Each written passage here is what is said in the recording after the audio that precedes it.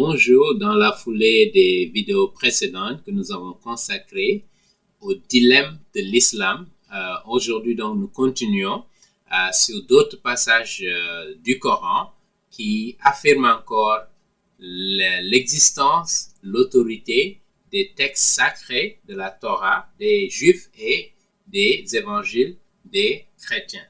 D'accord?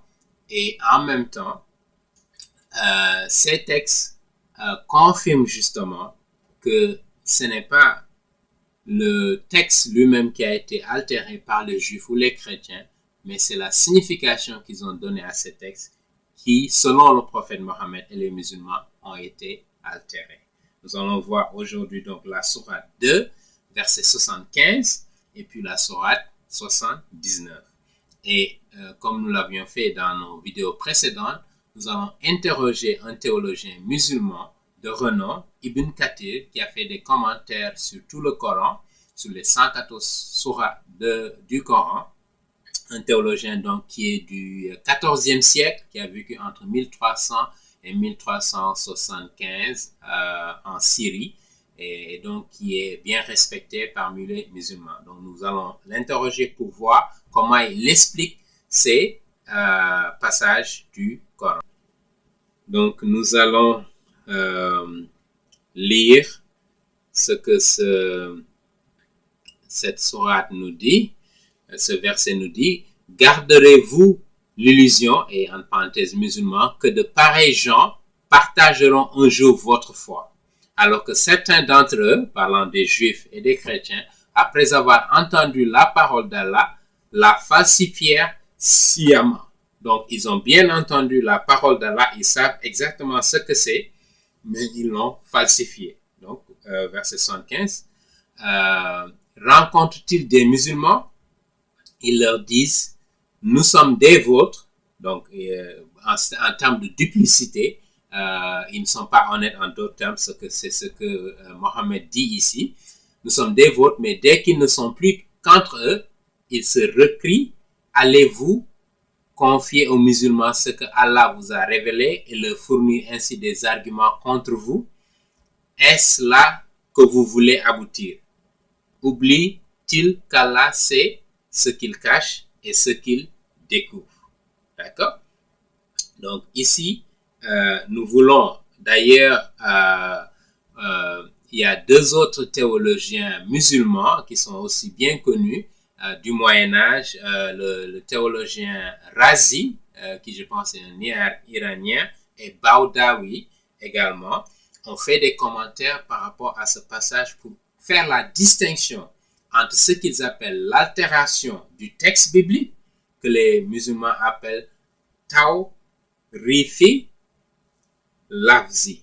Tawrifi Lafzi. Tawrifi signifie altération, et ça c'est l'altération du texte.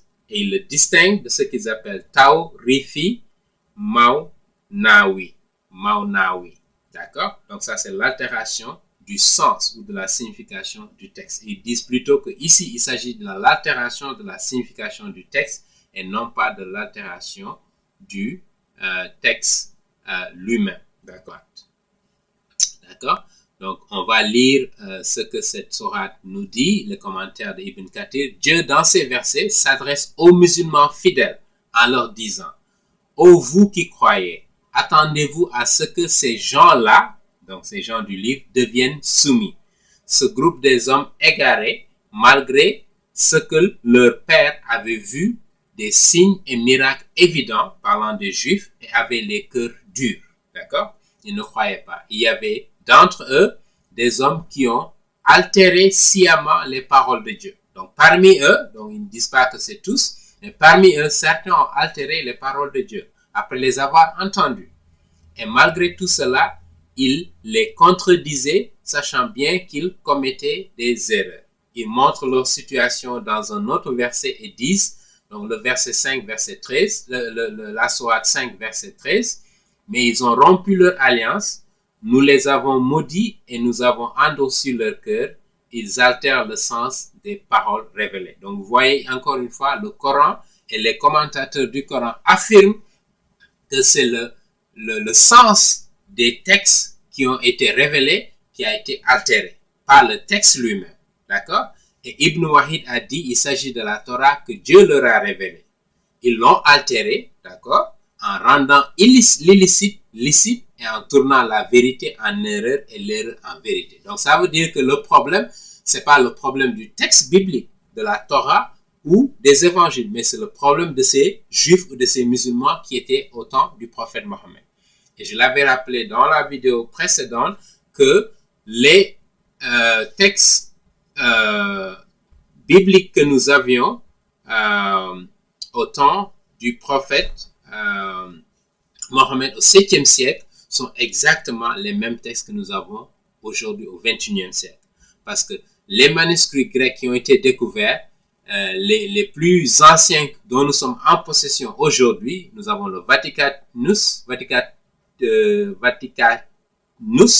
et le Sinaiticus, d'accord? Donc, c'est deux manuscrits grecs qui contiennent l'ensemble du Nouveau Testament, y compris l'Ancien Testament, d'accord? Et c'est exactement les mêmes textes que nous avons en 2021. Ce qui montre que les textes n'ont pas été changés. Parce que ces textes sont même aujourd'hui disponibles en ligne. Vous pouvez aller en ligne, vous pouvez les voir. D'accord? Donc, ce qui montre que le prophète Mohammed, lorsqu'il parlait, il ne parlait pas d'altération des textes bibliques. Contrairement à ce que beaucoup de musulmans aujourd'hui nous disent que la Bible a été corrompue, ce n'est pas ce que le prophète Mohammed affirme dans le Coran, ce n'est pas ce que les exégètes et les théologiens musulmans affirment dans leurs commentaires de ces textes. Regardons, continuons la lecture de ce commentaire. Ok, il dit, quant au deuxième verset, Ibn Abbas l'a interprété comme suit. Lorsque les Juifs, donc Ibn Abbas, qui est un des grands aussi commentateurs du Coran, de la période du prophète Mohammed également, lorsque les Juifs rencontrèrent les musulmans, ils leur disaient, nous croyons bien comme vous que Mohammed est un prophète, mais il est envoyé pour vous. Se trouvant seuls, ils blâmèrent les uns et les autres en s'interdisant de parler aux Arabes au sujet de la prophétie de Mohammed, en se rappelant que Dieu avait pris leur engagement de croire en lui, car il avait déjà été mentionné dans votre livre. Donc, ils disent que lorsque les Juifs sont en présence des musulmans, ils disent qu'ils croient au prophète Mohammed. Mais lorsqu'ils sont entre eux, ils renient cela. Donc, il dit qu'ils se comportent comme des hypocrites, et voilà pourquoi ils ont falsifié le sens des textes qui existaient. D'accord? Ils disent renier cela et ne le reconnaissez plus, car ce sera un argument, on continue ici, un argument contre vous auprès de Dieu. Mais ils oublièrent que Dieu connaît ce qu'ils cachent et ce qu'ils divulguent. D'accord?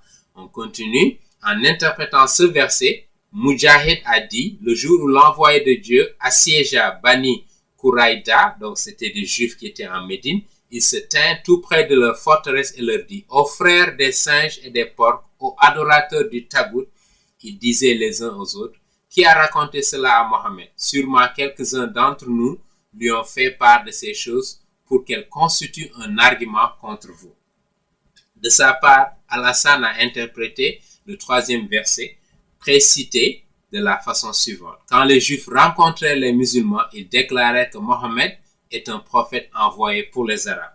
Mais quand ils se retrouvaient seuls, ils se conseillèrent mutuellement de ne plus en parler afin que ce ne soit un argument contre eux, car l'avènement de Mohammed est déjà cité dans leur livre. D'accord? Donc, il dit que pour que les musulmans n'utilisent pas cela comme un argument contre eux, il faut être d'accord avec eux lorsqu'on est avec eux, mais lorsqu'on n'est pas avec eux, on reconnaît, on rejette son statut de prophète, si vous voulez, avec ses révélations. Parce qu'ils disent que justement, les révélations de l'islam contredisent justement les révélations qui sont dans les textes sacrés des Juifs.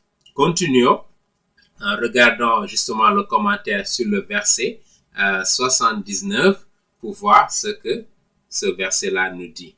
D'accord. Parmi eux, il y a des illettrés qui ne connaissent de leurs livres que les prédictions favorables. Ils ne se basent que sur des suppositions.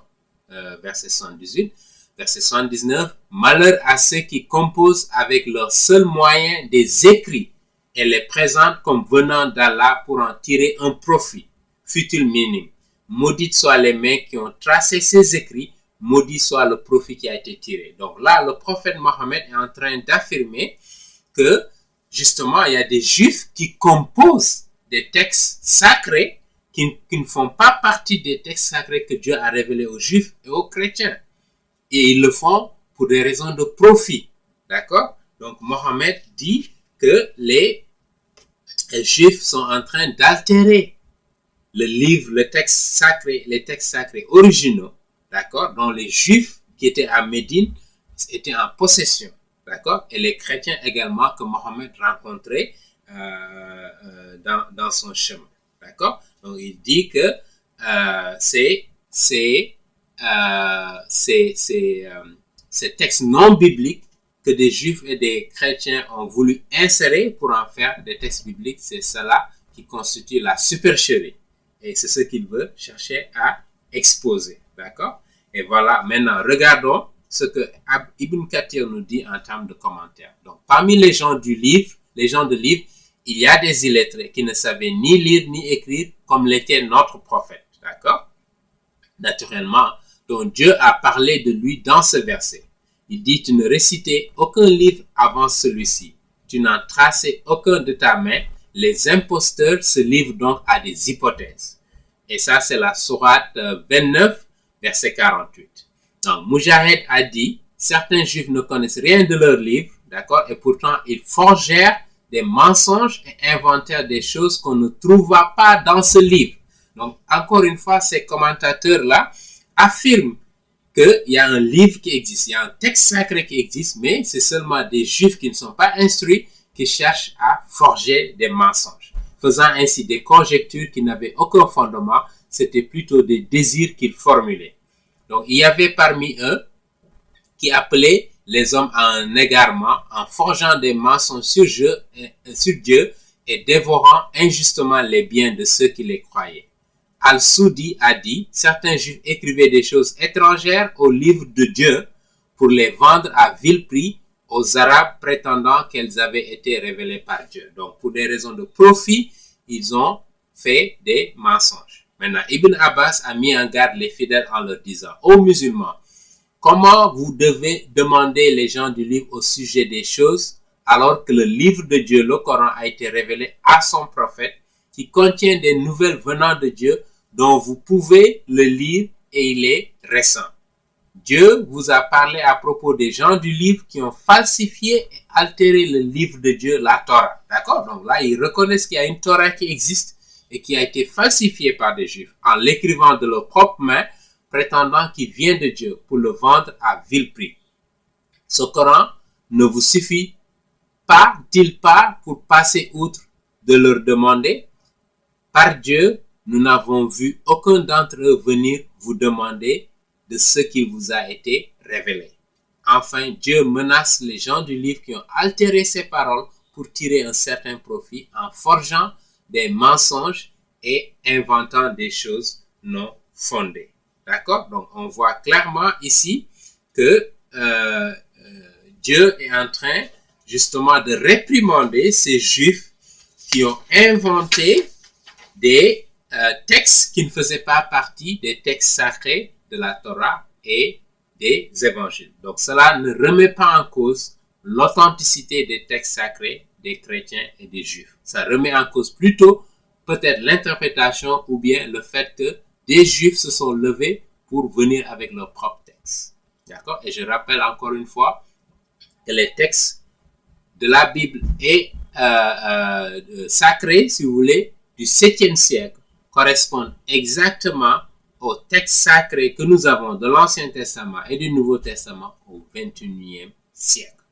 D'accord? En 2021, au moment où je vous parle, on a les mêmes textes et comme je l'ai dit, nous consacrerons des vidéos pour prouver cela, mais pour l'instant, contentez-vous du fait qu'il y a 2 manuscrits grecs qui contiennent l'ensemble des textes sacrés de la Bible qui ont été découverts au 4e siècle de notre ère. Donc, 300 ans avant l'arrivée de l'islam, on avait exactement les mêmes textes que nous avons en 2021. Ce qui prouve que les textes n'ont pas été modifiés, n'ont pas été falsifiés, n'ont pas été corrompus, contrairement à ce que beaucoup de musulmans avancent.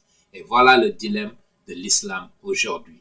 D'accord? L'islam affirme l'authenticité et l'autorité des textes bibliques, des chrétiens et des juifs, mais en même temps, ils affirment que les textes ont été corrompus, contrairement à ce que le Coran avance. Et en plus, les enseignements contenus dans le Coran qui disent que ça confirme ce qui a été annoncé antérieurement doivent être rejetés parce que justement les enseignements du Coran contredisent les textes de la Torah et les textes du Nouveau Testament. Je m'arrête là, nous continuerons dans une prochaine vidéo.